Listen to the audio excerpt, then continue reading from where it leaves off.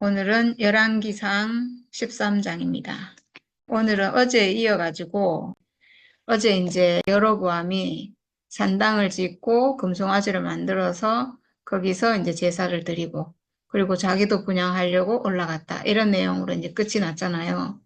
그래서 오늘은 거기서 이어지는 얘기인데 여로보암이 제단 곁에 서서 막 분향을 하려고 하는데 바로 그때 하나님의 사람이 주의 말씀을 전하려고 유다로부터 베델로 왔다. 그러니까 지금 이제 여로보암이 베델 제단에 가서 분향하려고 한다는 거잖아요. 근데 하나님의 명령을 받은 이 사람이 하나님 명령을 전하려고 지금 왔다는 거죠. 그래서 그가 그 제단 쪽을 보고 주께 받은 말씀을 외쳤다. 제단아, 제단아, 나 주가 말한다.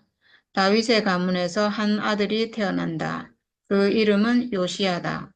그가 너희 위에 분향하는 산당의 제사장들을 너희 위에서 죽여서 제물로 바칠 것이며 또 그가 너희 위에서 그 제사장들의 뼈를 태울 것이다. 바로 그때 그는 한 가지 징표를 제시하며 이렇게 말하였다. 이것은 나 주가 말한 징표다. 이 제단이 갈라지고 그 위에 있는 재가 쏟아질 것이다. 예, 이렇게 했어요. 이게 하나님 말씀이라는 징표가 이 제단이 갈라지고 재가 쏟아질 거라는 거죠. 그리고 위에 다윗의 가문에서 한 아들이 태어난다. 그 이름은 요시야다 이랬는데 유다 왕 제16대 왕이 요시야 왕이거든요. 16대니까 굉장히 세월이 많이 지나가지고 나중에 그 북이스라엘이 멸망을 하고 나서도 한참 뒤에 있는 왕이에요. 약 한 300년 후에 나오는 왕이에요. 요시야 왕이. 근데 이걸 지금 예언을 하고 있죠. 그러니까 300년 후에 요시야라는 다윗 가문에서 아들이 태어나서 이 사람이 왕이 될 건데 이 사람이 이제 이렇게 할 것이다. 이런 얘기잖아요. 이걸 뭐 예언할 수 있죠. 근데 제가 찾아보니까 이 글이 쓰여진 게, 그러니까 이 열왕기상하가 그 북이스라엘이 망하고 나서 남유다에서 이때쯤 쓰여진 거니까 요시야가 실제로 이제 이런 일을 했고 성전을 깨끗하게 하는 이런 일을 한 것을 보고 이 글이 쓰여졌다면 이렇게 예언을 하는 거죠. 그래서 이렇게 말하는 게 아닌가. 이 글이 쓰여진 것 자체가 그 시대에 쓰여졌다는 거죠. 요시야 왕이 통치하던 시대거나 아니면 그 이후거나 이런 거죠. 그래서 지금 보면 제사장들을 죽일 것이고 그리고 그 제사장들의 뼈를 태울 것이다 이랬어요. 뼈를 태울 것이다. 이거는 가장 큰 저주거든요. 예수를 얘기할 때 그 뼈가 꺾이지 않을 것이다. 이렇게 하고 예수가 십자가에 죽고 나서 뼈를 꺾지 않았다. 이런 말이 나오잖아요. 그리고 유월절 어린 양은 뼈를 꺾지 않는다. 이런 게 나왔는데 뼈는 사람에게 있어서 가장 깊이 있는 생명이라고 했거든요. 가장 근원적인 생명. 그래서 부활의 날에 다시 부활할 수 있는 어떤 근원적인 어떤 생명, 가장 깊이 있는 생명. 이걸 말할 때 뼈라고 하는데 이 뼈가 있어야 되는 거예요. 뼈가 꺾이지 않았다. 이 뼈가 있어야 부활할 수 있다. 이런 의미인데 저는 이거를 그때 이 뼈에 대해서 전에 말씀드린 적이 있는데 사람에게 가장 깊이 있는 생명, 가장 깊은 거, 그건 뭘까? 가장 근원적인 것. 하나님이 사람을 흙으로 지으시고 그래서 사람은 육체를 가지고 있고 그리고 죽음의 운명이 있도록 이렇게 지어진 게 이게 사실은 가장 근원적인 거잖아요. 사람의 가장 근원적인 것은 죽음의 운명을 가진 이 육체로 지어진 사람이라는 거예요.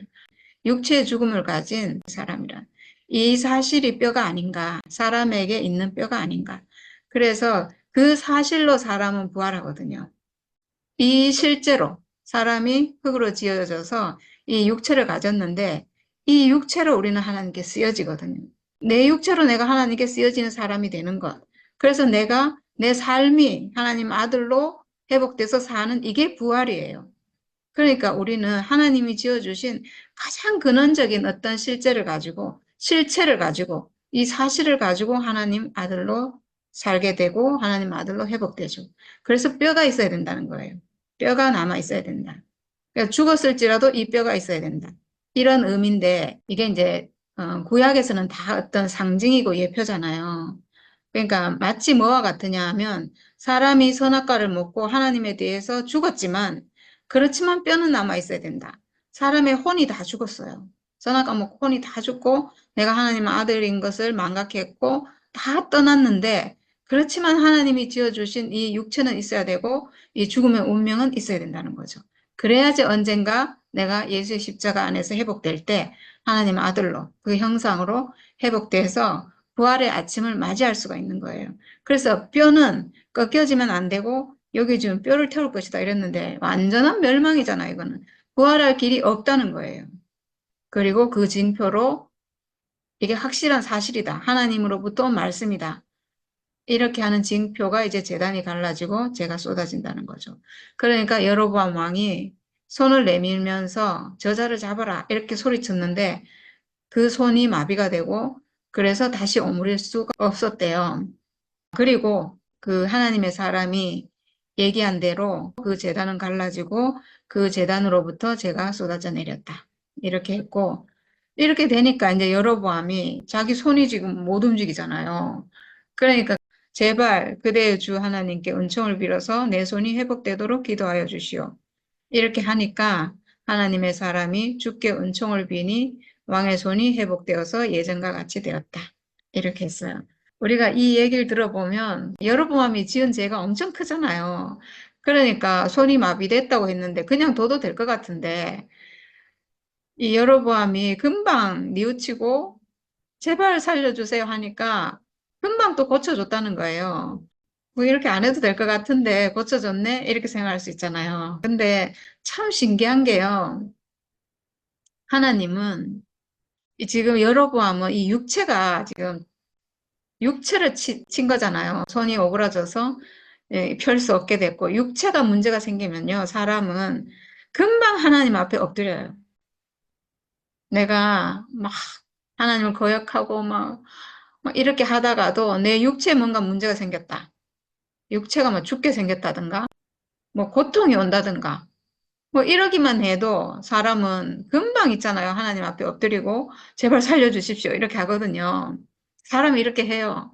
막 생각으로는 거역하고 생각으로는 막 자기가 오만 걸 다 할 것 같고 막 생각으로 이러다가 갑자기 육체에 어떤 문제가 딱 생기면 바로 그 자리에서 하나님 앞에 무릎을 꿇어요, 사람이. 이렇게 사람은 연약한 거예요, 사실은.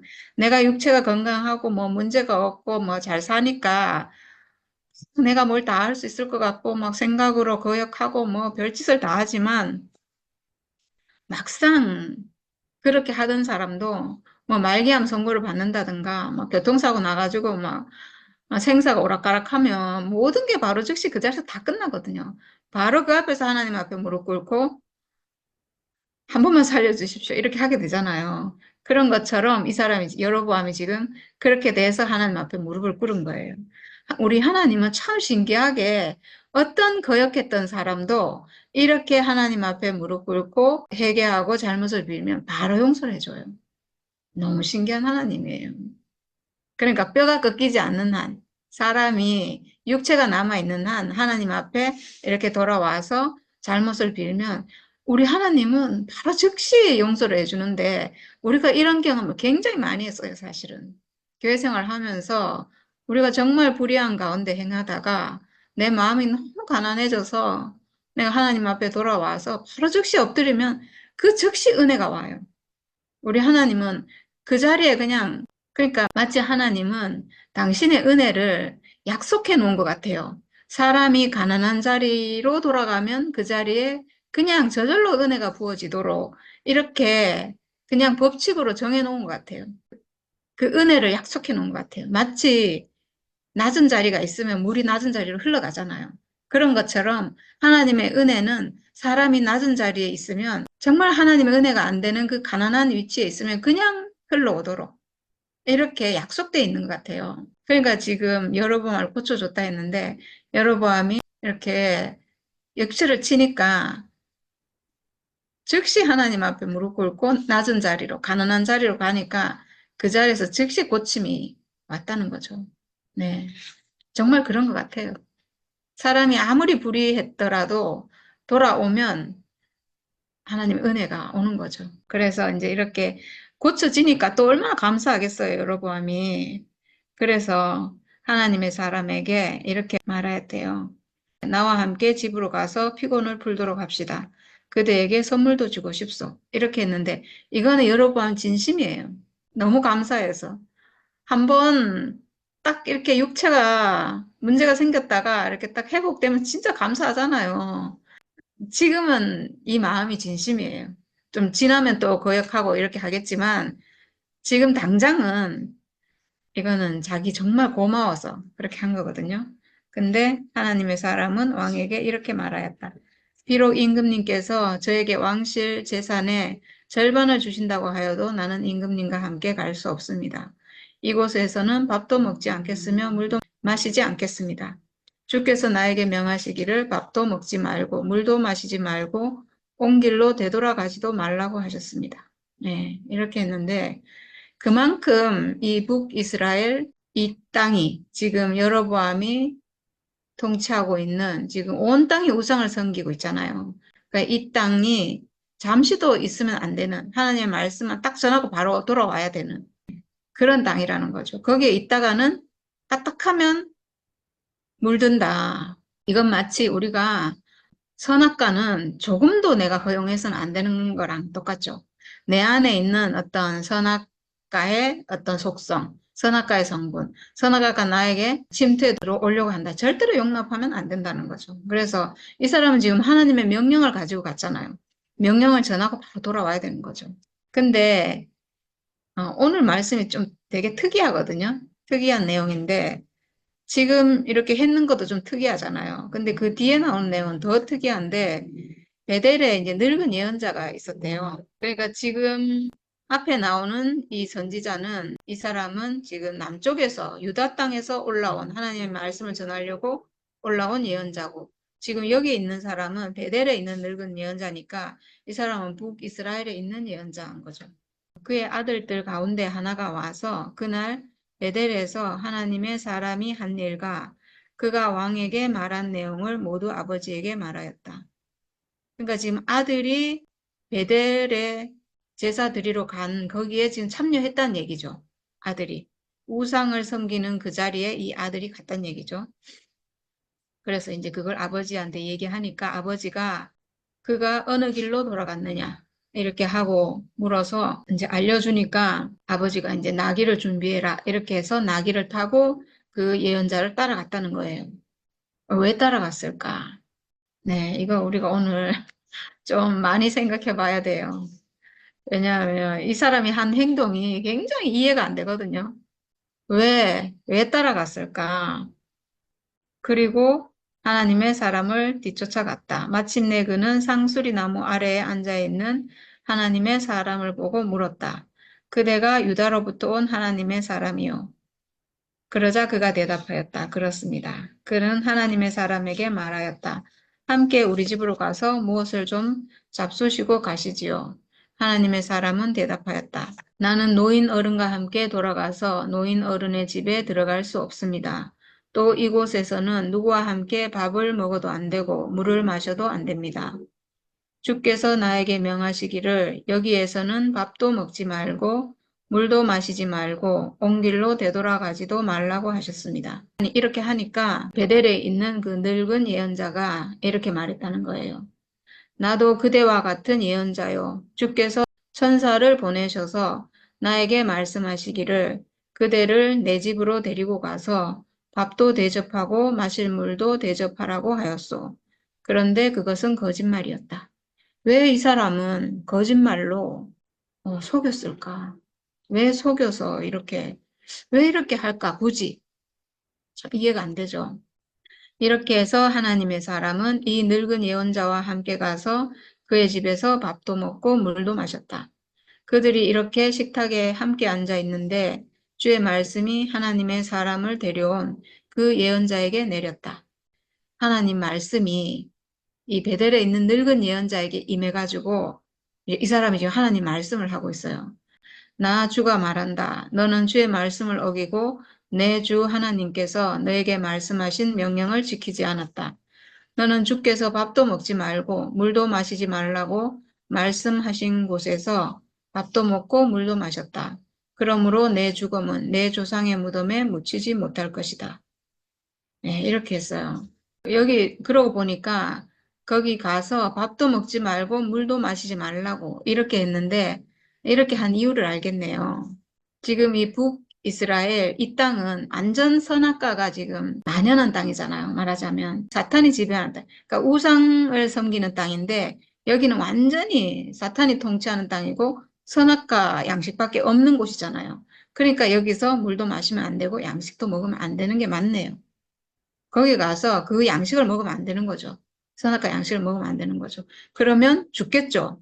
그래서 그렇게 하지 말라고 했는데 근데 이제 이 사람이 거짓말을 해가지고, 그러니까 남쪽에서 온 이 예언자는 이 북쪽의 늙은 예언자 말을 믿은 거죠. 이 사람도 하나님의 예언자니까 하나님으로부터 어떤 뭐 그런 말을 들었을 수도 있겠다. 하나님이 그걸 명령했을 수도 있겠다.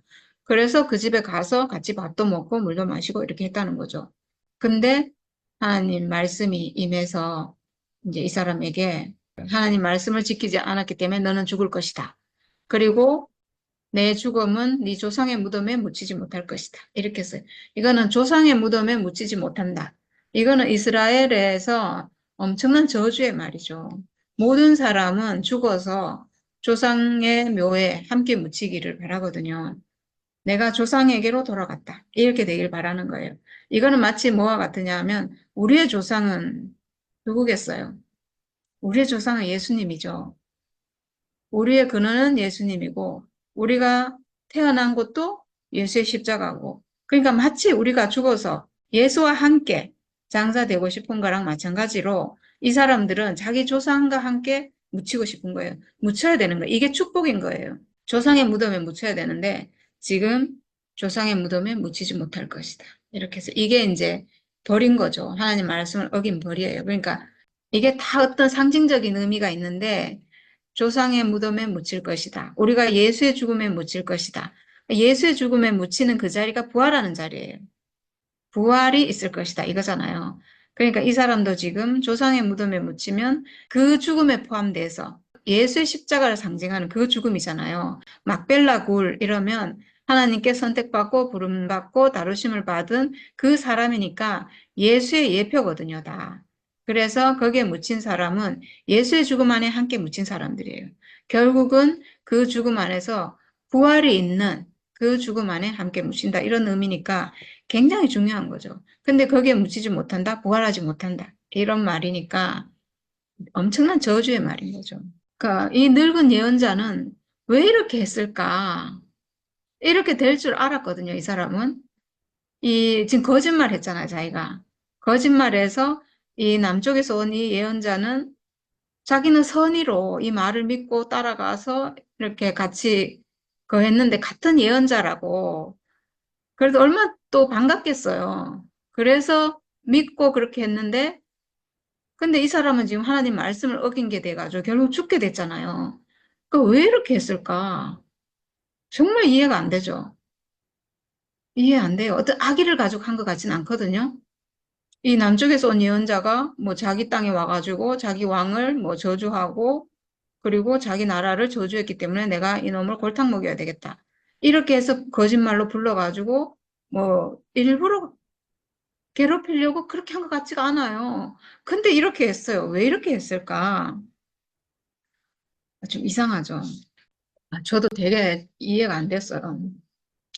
이렇게 할 이유가 없잖아요. 이렇게 한다고 뭐 자기가 좋아지는 것도 없고, 괜히 이렇게 자기하고 아무 상관없는 사람을 이렇게 하나님께 벌을 받아서 죽게 만들었는데, 굳이 이럴 필요가 없잖아요. 뭐 원수진 일이 있는 것도 아니고. 근데 이렇게 했어요. 네. 그래서 그 늙은 예언자는 하나님의 사람이 밥을 먹고 물을 마신 뒤에 나귀 등에 안장을 얹어 주었다. 이에 그 사람이 길을 떠났다. 그는 길을 가다가 사자를 만났는데 그 사자가 그를 물어 죽였다. 그리고 그 죽음은 길가에 버려두었으며 나귀와 사자는 그 죽음 옆에 서 있었다. 또 사자가 이 나귀는 물어 죽이지 않았다는 것도 참 신기하죠. 그러니까 이 사자는 딱 이 사람, 이 하나님 말씀을 거역한 이 사람을 죽이고 먹거나 훼손한 것도 아니고 그냥 이제 물어 죽이고 그냥 그 옆에 서 있었대요. 이것도 이상하죠. 그래서 길을 지나가는 사람들은 길가에 버려둔 그 죽음과 그 죽음 가까이에서 어슬렁거리는 사자를 보았다. 그들은 그 늙은 예언자가 사는 성읍으로 돌아와서 이 사실을 널리 알렸다. 길을 가는 하나님의 사람을 자기 집으로 데려간 그 늙은 예언자가 이 말을 듣고 말하였다. 그는 틀림없이 주의 말씀을 어긴 그 하나님의 사람일 것이다. 주께서는 전에 그에게 말씀하신 대로 그를 사자에게 내주셔서 사자가 그를 찢어 죽이게 하신 것이다. 그리고 그는 또 자기의 아들들에게 나귀의 안장을 지으라고 하였다. 그들이 나귀의 안장을 지어 놓으니 그는 곧 가서 길가에 있는 그 주검을 찾아내었다. 나귀와 사자가 그 주검 가까이에 서 있었는데 사자는 그 주검을 먹지 않았을 뿐만 아니라 나귀도 물어 죽이지 않았다. 예언자는 하나님의 사람의 주검을 나귀 등에 싣고 자기의 성읍으로 옮겨와서 곡을 한 뒤에 묻어 주었다. 그 주검을 자기의 무덤에 안장하고 나서 그 늙은 예언자는 아이고 내 형제여 하면서 통곡을 하였다. 장사를 마친 뒤에 그는 자기 아들들에게 말하였다. 내가 죽거든 너희는 나를 이 하나님의 사람이 묻힌 곳에 같이 묻어다오. 나의 뼈를 그의 뼈 옆에 두어라. 예, 이렇게 했어요. 이걸 보면 이 사람이 악의로 이렇게 한 것 같진 않잖아요. 아마 죽을 걸 알았을 거예요. 그냥 하나님 말씀을 어겼기 때문에 죽을 걸 예상했을 거고, 그리고 죽었다고 했을 때, 그 사람일 것이다. 이렇게 하고 찾아가서 그 시체를 가지고 와서 곡을 하고, 그리고 자기 무덤에 묻어주고, 이런 걸 보면 미워서 막 그렇게 한 것 같진 않아요. 원수 갚으려고. 그러니까 막 나쁜 마음에서 그렇게 한 것 같진 않은데, 어쨌든 자기가 거짓말을 해서 이 사람을 죽게 만들었잖아요. 그리고 정말 또 더 이해가 안 되는 거는 자기가 죽거든 자기 뼈를 이 사람 옆에 같이 묻어라 이렇게 했어요. 너무 이상하죠? 왜 이렇게 했을까? 네. 저도 정말 이해가 안 됐는데요. 이 사람이 왜 이렇게 했는가 하는 그 의문이 그 뒷구절에서 저는 좀 풀렸어요. 뒤에 뭐라고 했냐 하면 그가 주의 말씀을 받아서 베델에 있는 제단과 사마리아 성읍 안에 있는 모든 산당을 두고 외친 그 말씀이 그대로 이루어질 것이다. 이렇게 했어요. 그러니까 이 사람은 선지자 예언자잖아요, 사실은. 그러니까 이게 이루어질 것이다. 이렇게 이제 예언을 했는데 자기는 이렇게 알았다는 거죠. 이 사람이 와가지고 여로보암에게 하나님 말씀을 전했잖아요. 그게 이루어질 것이다. 이렇게 알았다는 거죠. 그러면 처음에 유다에서 온 이 하나님의 사람이 뭐라고 했는가? 여로보암에게 그렇게 했잖아요. 다윗의 가문에서 한 아들이 태어나서 그 이름이 요시아인데 이 사람이 산당의 제사장들을 죽여서 제물로 바칠 것이고 그리고 또 그 제사장들의 뼈를 태울 것이다. 이렇게 예언을 했거든요. 이게 그대로 이루어질 것이다. 나중에 요시아라는 사람이 나와서 완전히 이 제사장들도 다 죽일 것이고, 그리고 뼈를 태울 것이다. 뼈를 태워가지고 갈아가지고 막 이렇게 한다는 얘기잖아요. 그러니까 이스라엘에서는 뼈를 태우는 게 가장 큰 저주라고 했잖아요. 뼈를 꺾는 거, 뼈를 어떻게 훼손하는 거. 이거는 마치 사람이 완전한 저주, 완전히 무적행에 들어가는 다시는 회복될 수 없는 이런 걸 의미하기 때문에 이게 가장 큰, 정말 가장 피하고 싶은 저주인데 이 사람은 이렇게 될 걸 알았다는 거예요. 왜 알았는가? 아들들이 와서 전할 때 이렇게 말했다는 것도 전하고 그리고 그 징표로 제단이 갈라지고 그 제단에 있는 재가 쏟아져 내렸다는 이런 얘기를 다 했어요. 그래서 이 사람은 이 하나님의 이 저주가 나중에 그대로 이루어질 걸 알았다는 거죠. 그럼 어떻게 되겠어요? 자기가 나중에 어떻게 되겠어요? 이게 그대로 이루어지면 자기는 지금 북쪽의 예언자잖아요. 말하자면 북쪽에 있는 선지자 이런 거예요. 북이스라엘에서 여로보암이 일반인들을 막 제사장으로 세웠잖아요. 그때 북쪽에 있는 제사장들, 예언자들, 선지자라고 할 수 있는 이런 사람들은 다 남쪽으로 피신해서 내려왔대요. 다. 왜냐하면, 아, 이건 아니다 싶었겠죠, 당연히. 이건 하나님을 섬기는 게 아니다. 지금 금송아지를 만들어 놓고 일반인들을 막 제사장으로 세우고 이런 걸 봤을 때 거기에 있는 제사장들은 다 알았다는 거죠. 아, 이거는 아니다. 이거는 하나님의 뜻을, 이건 완전히 빗나가는 거다. 그래서 거기서 다 도망쳐서 남쪽으로 다 내려왔다는 거예요. 근데 이 사람은 선지자인데 예언자인데 북쪽에 남아 있었잖아요. 그러니까 뭔가 여로보암에게 그래도 뭔가 거기서 그래도 기대를 하고 있었겠죠. 그 땅에 남아 있었다는 것은 그 변절된 거죠, 사실은. 그리고 자기 아들들을 또 산당의 제사에 보냈잖아요. 이렇게 했으니까 자기도 이제 완전히 타락했는데 지금 이 사건을 알게 된 거예요. 이 남쪽에서 예언자가 와가지고 이렇게 예언하고 그리고 그 징표로 이렇게 됐다. 아, 이 사람 그때 뭘 알았겠어요? 아, 내가 지금 잘못했구나. 나는 지금 큰일 나게 생겼구나. 나는 나중에 내 뼈가 완전히 불태워지겠구나. 이거 몰랐겠어요? 알죠? 지금 뒤에 얘기했잖아요. 그 사람이 말한 모든 것이 이루어질 것이다. 이렇게 자기가 알았잖아요. 그러니까, 아, 나도 이거 멸망하겠구나. 이제 나는 큰일 났다. 이렇게 안 거죠. 그러니까 어떻게 해야 되겠어요? 나중에 그날이 왔을 때 요시야 왕이 나와서 이렇게 그 제사장들의 뼈를 태우고 갈고 막 이렇게 할 때 자기가 구원을 받아야 되잖아요. 구원을 받아야 되죠. 자기가 지금 구원받을 수 있는 길은 이, 그러니까 이 사람이 참 머리를 아주 기가 막히게 쓴 것 같아요. 이 사람을 붙잡아 가지고, 이 사람을 속여 가지고, 이 사람을 범죄를 저지르게 해가지고, 그리고 이 땅에서 죽게 해서, 그리고 자기의 무덤에 장사하고, 자기도 거기에 같이 장사되고, 이렇게 해서 함께 장사되어 있잖아요. 그러니까 그날이 와서 이 제사장들의 뼈를 태우고 막 이렇게 할 때, 이 남쪽에서 하나님 말씀을 전하려고 올라온 이 사람의 뼈는 태우지 않을 거잖아요. 이 사람은 죄인이 아니니까. 그때 자기가 같이 묻혀 있으면 자기의 뼈도 보존이 되는 거죠. 이것까지 내다보고 이렇게 했다는 거니까 이거는 보통 일이 아니에요. 이 사람이 안 그러면 이 사람이 왜 이렇게 했는지 도무지 이건 도저히 이해가 안 되는 일이에요. 근데 이 사람은 자기가 멸망당하지 않기 위해서 이렇게 한 거예요. 그 뒤에 이제 마지막 구절인데요.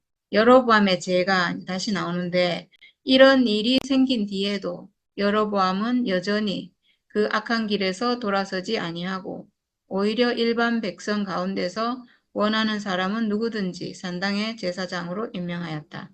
그런 일 때문에 여로보암 가문은 죄를 얻었으며 마침내 땅에서 흔적도 없이 사라졌다. 이렇게 했어요. 네, 이게 여로보암의 죄라고 했죠. 여로보암의 죄. 하나님을 섬기는 땅에서 모든 백성이 우상을 섬기도록 한 죄. 그러니까 이 여로보암의 죄는요, 왕이 지는 죄인 것 같아요. 일반 백성이 이런 죄를 질 수는 없어요. 일반 백성은 자기 혼자 죄를 짓고 뭐 자기 혼자 우상 섬기고 이렇게 하고 말잖아요. 근데 왕이 돼가지고 이런 범죄를 저지르면 온 백성을 범죄의 길로 가게 하니까 이건 엄청난 죄인 거죠. 그래서 다시 회복할 수 없는 그런 죄를 말할 때 하나님에게 용서받을 수 없는 그런 죄를 말할 때 여로보암의 죄 이렇게 말하는 것 같아요. 여기 보면 이 일 때문에 여로보암 가문은 죄를 얻었고 마침내 땅에서 흔적도 없이 사라졌다 이랬거든요. 저는 이게 나중에 북이스라엘이 멸망하는 걸 의미하는가 이렇게 생각했거든요. 처음에는 제가 이제 왕조가 어떻게 내려가는지 잘 모르니까 그랬는데 알고 봤더니 그게 아니에요. 여로보암 가문은 바로 여로보암 아들 때에서 완전히 멸망해요. 그게 언제 나오냐 하면 지금 13장인데 14, 15장에 나오거든요. 열왕기상 15장에 여로보암이 죽고 나서 여로보암의 아들이 또 왕이 되거든요. 여로보암의 아들 나답이 이스라엘의 왕이 되어 2년 동안 이스라엘을 다스리니라. 이렇게 나오고 그가 여호와 보시기에 악을 행하되 그의 아버지의 길로 행하여 그가 이스라엘에게 범하게 한 그 죄 중에 행한지라. 여기 보면 그의 아버지의 길로 행하여 그가 이스라엘에게 범하게 한 그 죄 중에 행한지라. 그가 이스라엘에게 범하게 한 죄, 이스라엘 온 백성을 범죄하게 한 죄, 이거예요. 그래서 어떻게 됐냐? 이에 이사갈 족속 아이야의 아들 바아사가 그를 모반하여 블레셋 사람에게 속한 기브돈에서 그를 죽였으니 이는 나답과 온 이스라엘이 기브돈을 에워싸고 있었습니다. 네, 그러니까 이 부하가 이 바하사라는 사람이 부하 장수일 거잖아요. 이 사람이 반역을 일으켜가지고 이 나답을 죽여요. 그러니까 바로 그 다음 때에서 여로보암 때는 바로 다음 때에서 끊어져요. 이어지는 게 아니고 여기서 끊어지고 그리고 바하사가 나답을 죽이고 대신하여 왕이 되고 그 사람이 왕이 됐어요.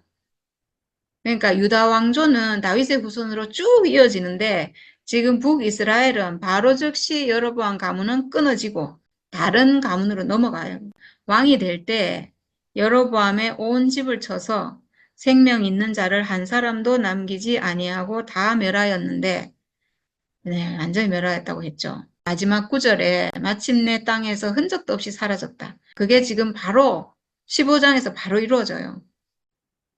여러 번 온 집을 쳐서 생명 있는 자를 한 사람도 남기지 아니하고 다 멸하였는데 여호와께서 그의 종 실로 사람 아히야를 통하여 하신 말씀과 같이 되었으니 이는 여로보암이 범죄하고 또 이스라엘에게 범하게 한 죄로 말미암음이며 또 그가 이스라엘의 하나님 여호와를 노엽게 한 일 때문이었더라. 네, 이렇게 했어요. 그리고 아까 제가 남쪽에서 온 하나님의 사람이 있고 북쪽에 베델에 있던 그 늙은 예언자가 있었다고 했잖아요. 그 얘기가 열왕기하 23장에 그 요시야 왕 때 나오거든요.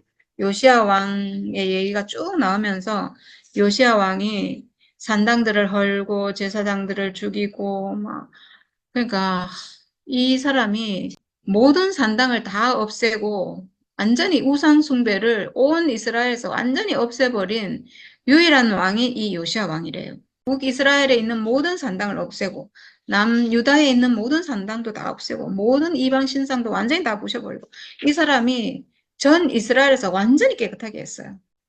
진짜 놀라운 사람이에요. 이건 나중에 제가 열왕기 하를 할 때 다시 자세하게 할 건데 유다의 제16대 왕인 이 요시야 왕이 유일한 왕이래요. 모든 산당을 없애버린 유일한 왕이고 그리고 솔로몬이 세워놓은 산당 있죠. 예루살렘 성 동쪽에 산당을 지어놓고 거기서 우상 숭배하고 이랬잖아요. 그것도 이 사람이 이때 없어요. 그러니까 그 전에 왕들은 이걸 없애지 못했다는 거예요. 근데 이 요시야 왕이 그걸 없애고 완전히 없애버리고 그리고 아까 말했듯이 제사장의 뼈를 불태워서 갈아서 그 우상을 섬기던 그 제단에 그 뼈를 부어서 그 제단을 더럽게 하고 그러니까 보통 하나님의 제단은 피를 부어서 정결하게 하잖아요. 근데 이 우상의 제단은 이 부정한 사람들의 뼈를 거기에 부어가지고 이 제단을 부정하게 하는 거예요. 이때 제사장들의 무덤이 있고 막 이러잖아요. 그럼 그 무덤을 파내가지고 그 뼈를 불사르고 그리고 그 뼈로 제단을 더럽게 하고 이렇게 했다 했잖아요. 그리고 나서 비석이 하나 있어서 저 비석은 무엇이냐 이렇게 물어봤다는 거예요. 그러니까 그 사람들이 뭐라고 하냐 하면 성읍 사람들이 그에게 말하되 왕께서 베델의 제단에 대하여 행하신 이 일을 전하러 유다에서 왔던 하나님의 사람의 묘실이니이다. 이렇게 말했어요. 그러니까 보니까 비석이 하나 있는데 이제 다 지금 막 뼈를 꺼내가지고 불사르고 부수고 막 이렇게 하는 중에 한 비석이 있어서 저 비석은 무슨 비석이냐 이렇게 물으니까 왕께서 지금 하고 있는 이 일, 지금 이 요시아 왕이 지금 막 베델을 깨끗하게 하고 있잖아요. 이렇게 하는 이 일을 전하기 위해서 유다에서 왔던 하나님의 사람, 그 사람의 무덤이라는 거죠. 그러니까 뭐라고 하냐? 이르되 그대로 두고 그 뼈를 옮기지 말라. 이렇게 하고 무리가 그의 뼈와 사마리아에서 온 선지자의 뼈는 그대로 두었더라. 이렇게 했어요. 그러니까 그의 뼈와 그의 뼈를 그대로 두고 그리고 사마리아에서 온 선지자의 뼈라고 했는데 이 사마리아는 지금 남유다의 수도는 예루살렘이거든요. 근데 북이스라엘의 수도는 나중에 사마리아가 돼요. 그래서 여기서 사마리아 이럴 때는 북이스라엘을 말하는 거예요. 그러니까 사마리아에서 온 선지자 이럴 때는 북이스라엘의 선지자입니다. 이런 의미인 거죠. 그러니까 사실은 북이스라엘의 우상 섬기는 땅의 선지자니까 사실은 타락한 선지자인 거죠, 말하자면. 그런 의미긴 하지만 사마리아에서 온 선지자의 뼈는 그대로 두었더라. 이렇게 했어요. 너무 신기하죠? 같이 그 한 무덤에 있으니까 지금 사마리아에서 온 선지자의 뼈를 꺼내려고 하다가 유다에서 왔던 하나님의 사람의 뼈까지 손상될 수 있잖아요. 그래서 그냥 같이 그냥 둔 거예요. 그걸 훼손하지 않고.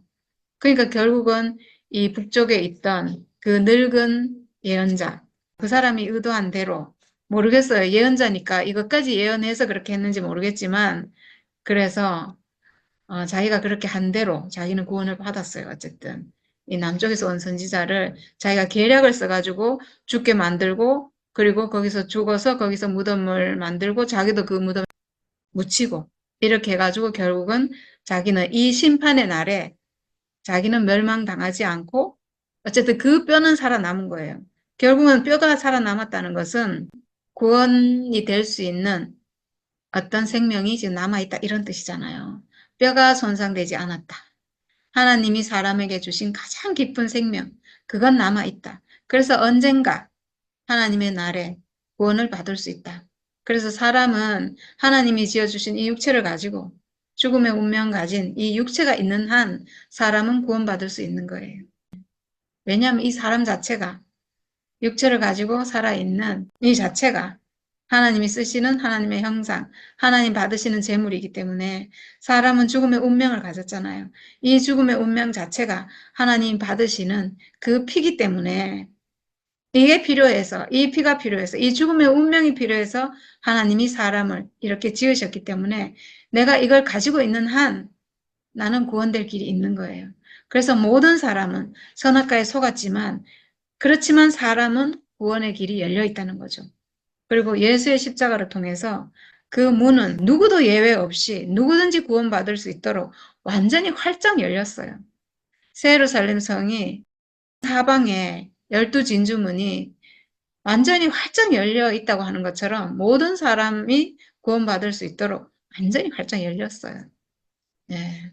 그래서 오늘 이 북쪽에 있는 이 늙은 예언자가 한 일을 우리가 봤는데 여로보암 때문에 완전히 멸망의 땅이 되어버린 이 북쪽에서 어쨌든 자기가 살기 위해서, 살아남기 위해서 구원이 끊어지면 안 되기 때문에 정말 자기도 목숨을 걸고 어쩌면 다말이나 라합이나 룻이나 이런 여자들처럼 하나님의 족보에서 내가 끊어지면 안 되겠다. 이렇게 해서 목숨을 걸고 하나님 앞에 지금 거짓말을 하고 하나님의 사람을 죽게 만들고 이건 목숨을 걸고 죽기를 각오하고 한 일이잖아요. 그렇게 해서라도 내가 이 뼈를 손상당하면 안 되겠다. 이렇게 하고 이런 일을 우리가 정말 상상치도 못할 이해할 수 없는 일을 했는데 결국은 그 일을 통해서 자기의 뼈가 온전하게 보존되는 그래서 구원을 기다릴 수 있는 그런 사람으로 남았다는 이 사실이 우리에게 참 많은 것을 생각하게 하고 참 불의한 것 같은데 알고 봤더니 그게 아니고 하나님 앞에서는 지극히 가난한 사람이구나. 내가 지금 불의해서 사실은 하나님의 예언자니까 남쪽으로 갔어야 맞거든요. 정말 이 여로보암이 너무나 불의하기 때문에 자기는 거기에 남아있으면 안 되는데 그때 뭔가 판단을 잘못했겠죠. 판단을 잘못하고 남아있었는데 그 하나님이 하시는 일을 보고 아 이건 큰일 났구나. 내가 지금 돌아가기엔 늦었고 내 뼈라도 보존해야 되겠구나. 구원의 날에 내가 구원될 수 있도록 그것조차도 멸망이 되면 안 되겠구나. 이렇게 하고 하나님 앞에 도전을 해서 결국은 뼈가 살아남은 구원의 길이 열려 있는 이렇게 됐는데 참 특이하다. 정말 특이한 기록이라는 생각이 들어요. 제가 인터넷을 쭉 찾아봤는데요. 이렇게 해석하는 사람 한 명도 없어요. 이렇게 해석할 수 없죠. 근데 우리가 이게 해석이 된다는 게 저도 참 놀라웠거든요. 처음에는 왜냐하면 도무지 알 수 없는 말이라 가지고 도대체 왜 이렇게 했는지 제가 정말 전혀 모르겠더라고요. 근데, 뼈가 보존됐구나. 아, 죽음이 보존됐구나. 내 육체의 죽음이 보존됐구나. 우리도 내 육체의 죽음을 저주 가운데 둘 수 없는 사람이에요. 저주 가운데 우상 섬기는 땅에 둘 수 없어서 그러니까 그 북이스라엘 우상 섬기는 그 땅에서 유일하게 이 남쪽에서 온 이 하나님의 사람이 묻힌 그 무덤만 정한 거예요. 그 무덤만 하나님께 속한 무덤이 된 거예요. 다른 모든 땅은 다 저주의 땅이 됐고 하나님께 구원받을 수 없는 땅이 됐는데 오직 그 무덤만. 그래서 이 사람은 그 무덤에 묻힌 거예요. 마치 우리가 예수의 무덤에 함께 묻힌 것처럼. 마치 우리 죽음이 예수의 죽음과 함께 있는 것처럼. 내 죽음을 예수 안에서 발견하고 그 죽음과 함께 있고 그래서 그 죽음으로 내가 지금 살아있는 것처럼. 이런 일이구나. 진짜 저는 성경의 기록이 너무 신기한 것 같아요. 너무 신기해요. 네, 감사합니다. 여기까지 하겠습니다. 늙은 그 예언자가 왜 거짓말을 했나? 자기가 알고 거짓말을 했는 건 난 아닌 줄 알았는데, 그게 알고 거짓말을 했나, 모르고 거짓말을 했나? 거짓말했지. 어? 그러니까 이 남쪽에서 온 예언자가 어, 지금 바로 지금 돌아가려고 하잖아요. 어. 그러니까 이 사람 붙잡아 두려고 거짓말한 거지. 그러니까 이 사람이 그 남쪽에서 온 예언자가 지금 이 땅에서 물도 먹고 양식도 먹으면 안 된다 했잖아. 응. 근데 물도 먹고 밥도 먹고 하게 하려고 하나님 거역하게 하려고 붙잡아 둔 거예요. 그러니까 하나님을 거역하면 이 사람이 죽는다는 걸 알아요, 이 사람은. 그럼 자기가 다 알고 하는 짓이네. 당연하죠. 안 그러면 왜 거짓말해? 나는 모르고 한 줄 알았어. 아니지. 안 그러면 거짓말 할 이유가 없죠. 왜 자기가 그 사람을 죽이려고 해? 그러니까. 그래가지고 그 하나님의 그, 그 늙은 그 예언자한테 하나님의 그 말씀이 왔잖아. 그 그렇죠. 말씀이 오는 바람에 알은 줄 알았어. 아니에요. 지금 이 남쪽에서 온 이 하나님의 어, 사람이 어. 거역했잖아. 하나님 뜻을 어겼잖아요, 지금. 속아서 했던, 어쨌든 어겼잖아요. 그 땅에서 말하자면 물도 먹고 양식도 먹고 했는데 그게 마치 우리가 선악과 먹은 거랑 똑같죠. 선악과 먹으면 죽잖아요, 사람이. 하나님 앞에서 죽잖아. 그래서 그 땅에서 죽은 거예요. 하나님이 이 사람을 이제 너는 거역했기 때문에 이 땅에서 죽는다. 이 말을 이 북쪽에 있는 사람도 하나님의 예언자거든요. 그렇게 그래. 예언자니까 그 사람을 통해서 하나님 말씀하시는 거지. 난도 그거는 그런데 그 남쪽에서 왔는 그 예언자가 그 밥도 먹고 하는 여기 북쪽의 예언자를 그 저기 저도 같은 예언자라 하면서 천사가 응, 천사를 보내가 자기가 말씀했다. 그거를 그 사람 진심인 줄 알았어 나는. 거짓말이라고 했잖아. 그래 거짓말을 했는데 응, 그거는 이제 자기가 그래 해놓고 하나님 말씀이 진짜 임했잖아. 그러길 자기가 그렇게 몰라. 그거는 나중에 하나님 말씀은 이 사람이 예언자이기 때문에 그 사람을 통해서 온 거예요. 그때는 진짜로 온 건데 앞에 한 건 다 그거는 진짜로 온 거지, 그렇지. 일부러 거역하게 하려고 거짓말 한 거잖아. 같은 예언자면서 왜 그래 거역하게 하려고 하면. 그 땅에서 이 사람이 죽어야 되니까. 어? 그래야 자기가 함께 묻혀서 자기가 구원이 되니까. 자기 뼈를 보존하려고. 하나님의 늙은, 사람, 늙은 예언자가 음. 자기가 같이 살기 위해서 그 자기가 뼈가 그러니까 남쪽에서 온 예언자가 왕에게 했는 말 들었잖아요. 이 땅은 멸망당할 것이다. 응. 이 제사장들이 뼈를 불사를 것이다. 막 이렇게 다 예언했잖아요. 그러니까 이 북쪽에 있는 예언자는 그 예언이 이루어질 걸 알았어요. 그래서 자기도 나중에는 자기 뼈가 불타고 완전히 갈아지고 이렇게 될 걸 자기가 알았다고. 아, 그렇게 되면 안 되니까 자기가 살 길을 찾은 거예요. 자기 뼈가 나중에 보존되게 하려고 이 사람을 여기서 어쨌든 죽게 만들어야 되고, 그리고 그 사람과 같이 장사가 돼야 되고, 그래서 함께 장사돼서 나중에 보존이 된 거예요. 그렇게 하여튼 간에 죽게 만든다는 그 자체가 이상해요, 나는. 그러니까 자기 살라고 그랬다니까. 아, 그것도 자기도 예언자고 뭐 하나님 말씀하고 하는 사람이 어찌 그렇게 생각을 하느냐 이거야.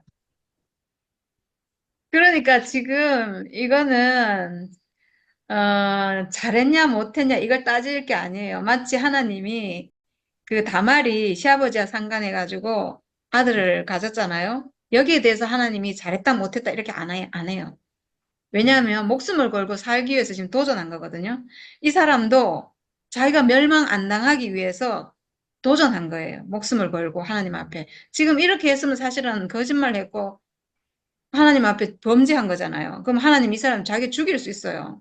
음, 이 늙은 예언자를 하나님이 죽일 수도 있잖아. 네가 그렇지. 어, 범죄했다 이렇게 죽일 수 있는데 그거를 감수하고 지금 이렇게 한 거예요. 근데 하나님은 이 사람 보고 네 잘못했다고 안 해요. 이 사람은 자기 구원받기 위해서 하나님 앞에 멸망 안 당하기 위해서 구원의 길이 그거밖에 없어서 지금 이렇게 한 거예요. 여기서 지금 살아남을 길은 자기는 이거밖에 없는 거예요. 그래, 그 사람이 이 땅에서 같은 참 예언자다 카인 그, 그 남쪽에서 왔는 예언자는 그 믿고 그만 따라가가 먹고 마시고 그렇죠. 그렇죠. 그렇죠. 모르니까 의도를 모르니까. 참, 참 아리송송하다 진짜. 그러니까 이 기록이 이게 보통 기록이 아니에요. 와. 그러니까 읽으면서도 너무 이 가다가 막 맥히가 뭐 도대체 왜 이렇게 되는 싶은 게 그렇더라고. 그런 대목이 많아 이 구약은 내가 음. 모르니까. 사실 이 내용은 그냥 뭐 읽고 지나가도 될 내용인데 저는 도저히 이해가 안 되는 거예요. 이 사람이 왜 이렇게 했는지. 나쁜 사람은 아닌 것 같은데. 막 못된 마음에 이 사람 죽여야 되겠다. 이렇게 해서 한 것도 아닌 것 같은데. 죽고 나니까 곡하고 막 정말 슬퍼하고 그리고 장사 지내주고 이런 거 보면 이게 도대체 왜 이랬는지를 모르겠는 거예요. 근데 뒤에 그 구절을 보니까 딱 알겠더라고. 아, 이 사람은 다 알았구나. 나중에 이 요시아라는 왕이 나와서 이 제사장들의 뼈를 막 갈아버리고 이렇게 할 거를 다 알았구나. 그리고 음, 자기가 자기 뼈가 갈아진다는 거니까 아이고 큰일 났다. 뭐 이렇게 생각한 거죠. 내 뼈는 보존돼야 되니까 이스라엘에서 이게 가장 중요한 거거든요. 뼈가 보존되는 거. 내 뼈가 조상의 묘에 묻히는 게 가장 중요한 건데 그러니까. 모르면 뭐 나중에 죽고 나서 그렇게 되거나 말거나 상관없을 건데 이 예언자는 알았다는 거죠. 아니까 지금 그렇게 유다하고 다말하고 그 관계를 이 얘기 들으니까 아 그런 식으로 보면은 다 그게 음. 그 뜻을 알겠구나 싶다. 네. 참, 그러니까 저도 와 이거 참 특이한 기록이다 이 생각이 들었어요. 진짜 그러네. 그러기는 우리가 그냥 읽어가는 이거 하나도 모른다. 그냥 그 이 얘기거리로 넘어가는 거지. 그렇죠. 네, 맞아요. 저도 그리고 그냥 그러려고 했는데 읽어보니까 그런 내용이 아닌 거예요. 이게 엄청난 거예요. 음, 이게 우리가 다윗, 아까 말한 그 다말, 라합, 룻 이런 사람들에 대해서 도덕적 잣대를 대지 않고 생명의 관점에서 옳고 그름을 따지는 것이 아니고 생명을 위해서 목숨 뭐 어떻게 될지라도 생명만 유지되도록 하기 위해서 생명이 살아남기 위해서 그렇게 했던 것처럼 오늘 이 구절도 그렇게 자기 뼈를 그 누굽니까? 하나님 타락한 게 아니고 보존된 젊은 예언자, 하나님의 살아있는 사람, 이 사람과 함께 기록되도록 하기 위해서 살아남기 위해서 늙은 예언자가 이렇게 했다는 것은 그 앞에 예를 들으니까 충분히 이해가 되네요, 진짜. 그러니까 이 말을 누가 해석하는가? 우리가 이런 시각을 가지고 있지 않으면 뭐 그냥 진짜 조금 전에 얘기했던 식으로 이런 일도 있었구나. 이런 이야기거리에 지나지 않는데 여기서 생명의 보존을 위해서 어떻게 보면 나에게서 나의 부활을 위해서 나에게서 부활 생명을 위해서 내 속에서 가장 소중한 뼈를 갖다가 이렇게 보존하려고 했구나.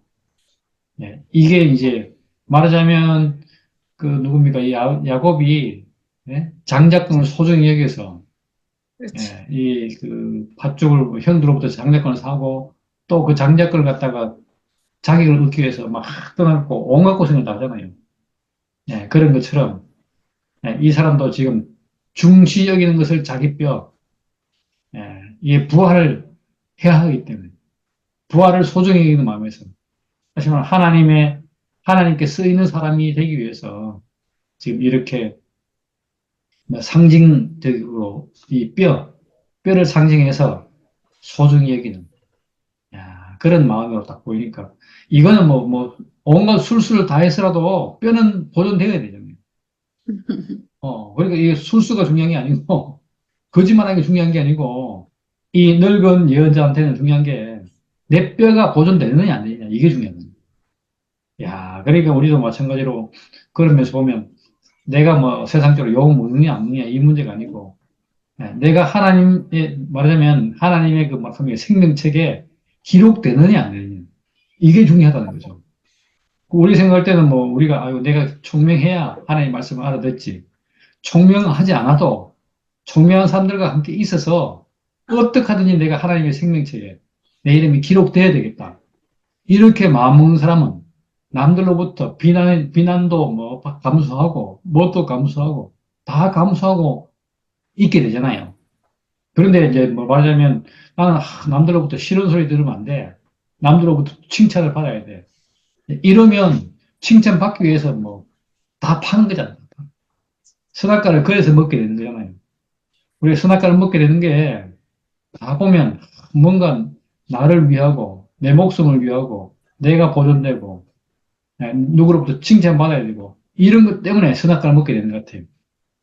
야, 그런데 우리가 선악과보다 더 중요한 건 뭐냐니까, 하나님이 여기는, 소중히 여기는 것. 야, 이걸 아니까 그걸 향해서만 가잖아요. 우리가 육체의 죽음, 예, 육체의 죽음 이것이 소중하니까, 예, 왜 소중하겠어요? 예수와 우리가 근본적으로 하나인 것을 우리가 알게 되는 자리니까, 이게 그만큼 소중해서 우리는 뭐 죽음을 불사하고 이거만 붙들겠다. 네, 지금 우리가 그러고 있는 거잖아요.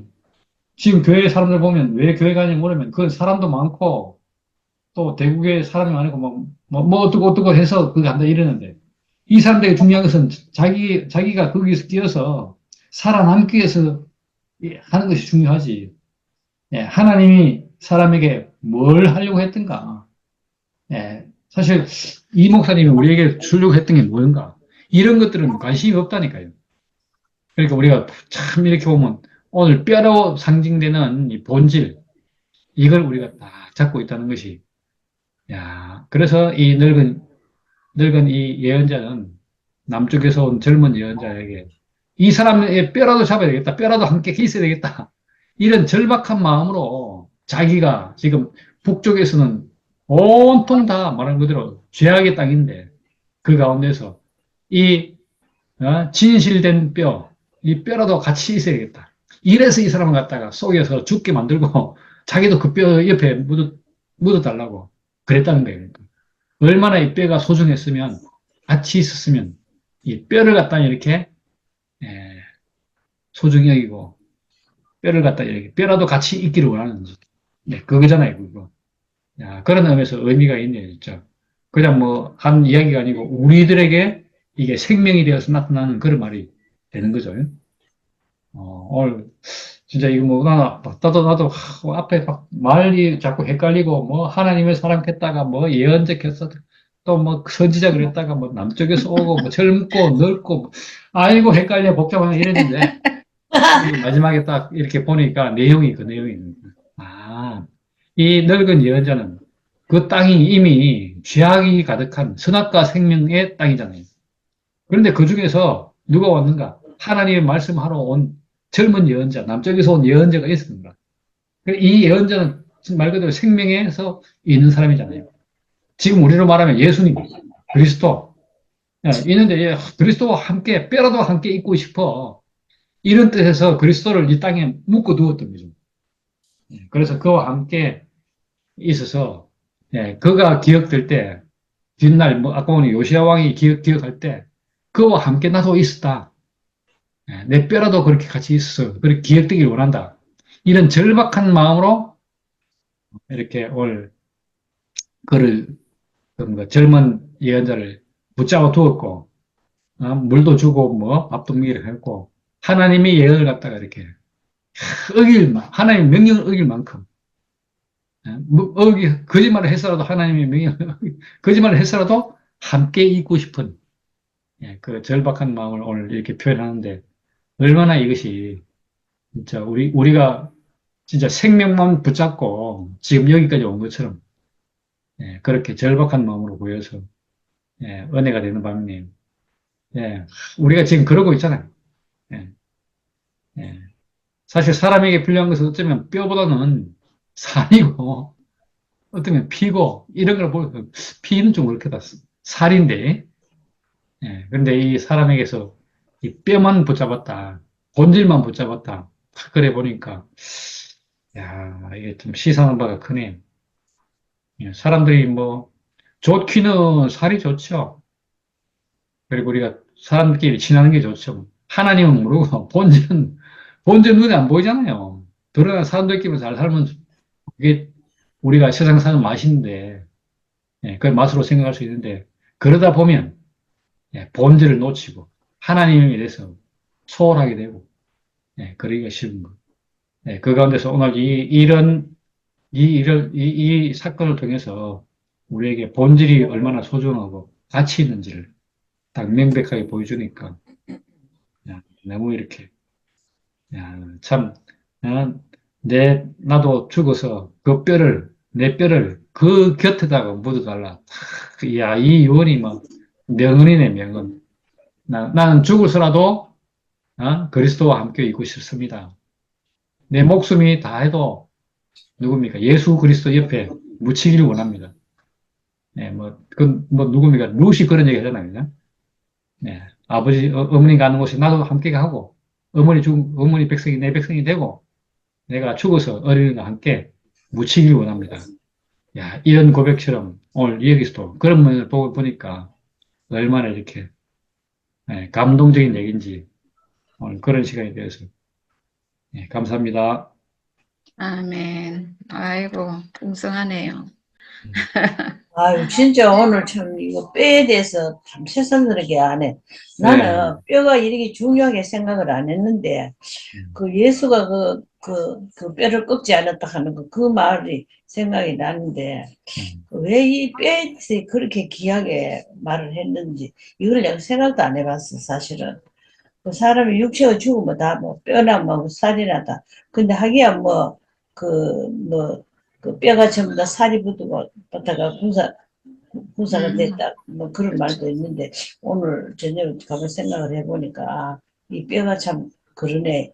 우리가 이 참 부활 때는 이 뼈가 다시 부활로 사람으로 다시 살아나는 것 같다. 이런 생각을 하게 되는데, 네. 이야, 진짜 진짜 이 말씀이 예서를 보고 지나갈 일이 아니네, 내가. 음, 너무 참, 나를 봐서는 막 너무 이거 세상스러운 일이고, 음, 뼈가 그렇게 귀중했구나. 그래서 이거 뭐 그냥 내가 읽을 때는 이거 이해가 아무것도 안 되는 거라. 뭐 또 뼈는 또 와 또 그 사람 또 죽으면 또 그 옆에 자기 묻달라고 같이 있게 해달라고 하고. 음, 도대체 뭐 이해가 가야 말이지. 이 말씀을 안 들으면은 읽는 거는 말짱 없기네. 안만 성경 읽어봐도 음, 그 생각이 든다.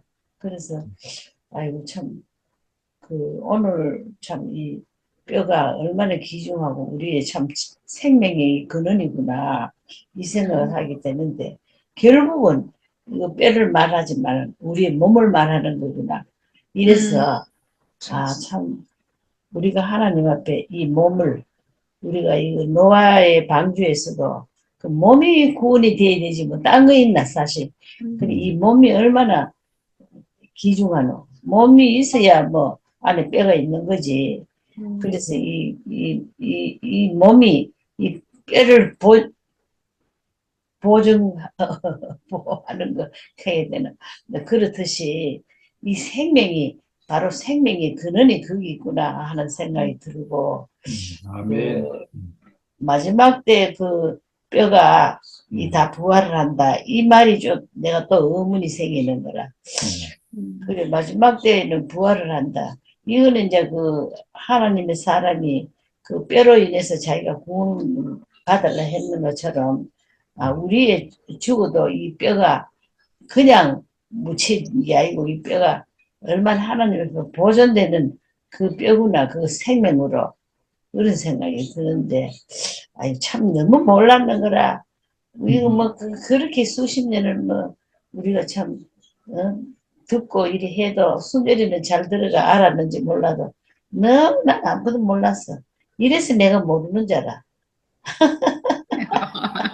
아이고 정말 그렇죠.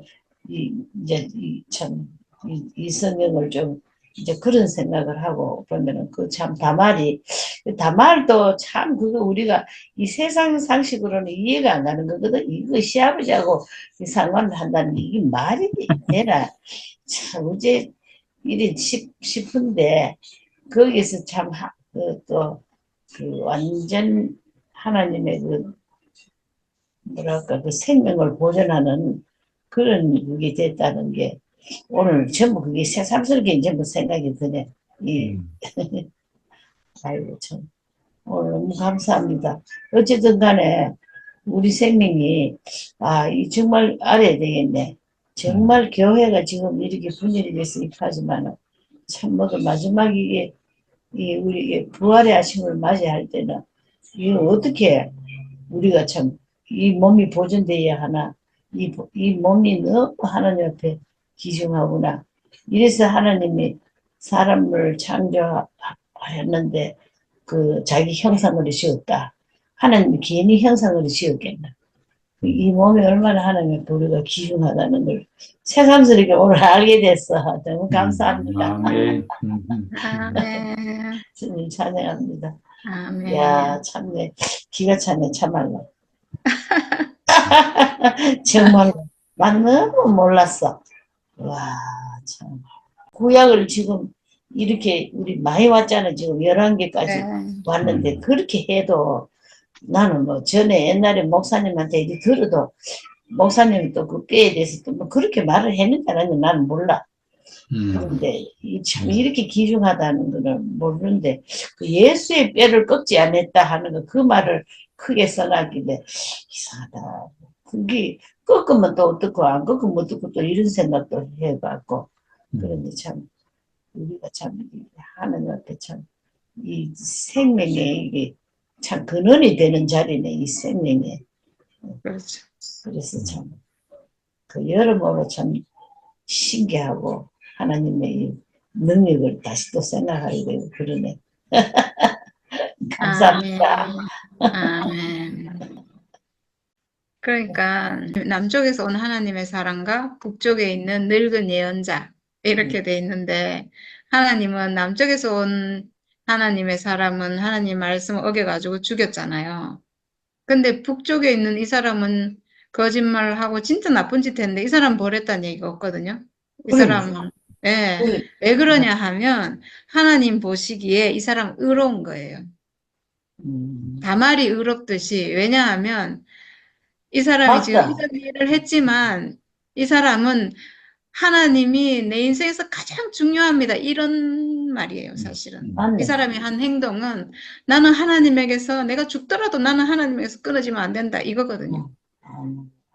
그래서 이렇게 무리한 일을 한 게 사실은 도리어 나는 절대로 정말 죽어서도 나는 하나님에게서 떨어지면 안 된다. 나는 내 인생에 하나님이 가장 중요하다.